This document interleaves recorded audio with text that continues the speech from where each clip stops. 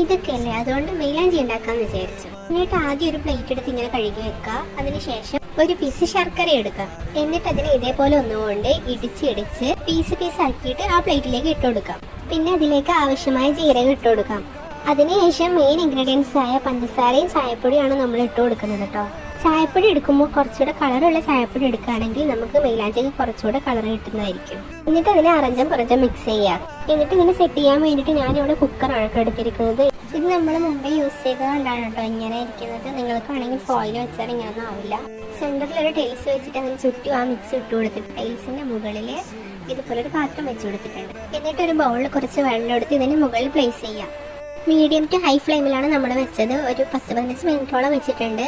ഈ വെള്ളം കുറച്ച് തിളക്കാൻ തുടങ്ങുമ്പോൾ ഇതിലേക്ക് ഇതുപോലെ ഐസ് ക്യൂബ് ഇട്ട് കൊടുത്താൽ നമുക്ക് ഇതുപോലെ കുറച്ചധികം വെള്ളം കിട്ടുന്നതായിരിക്കും കേട്ടോ.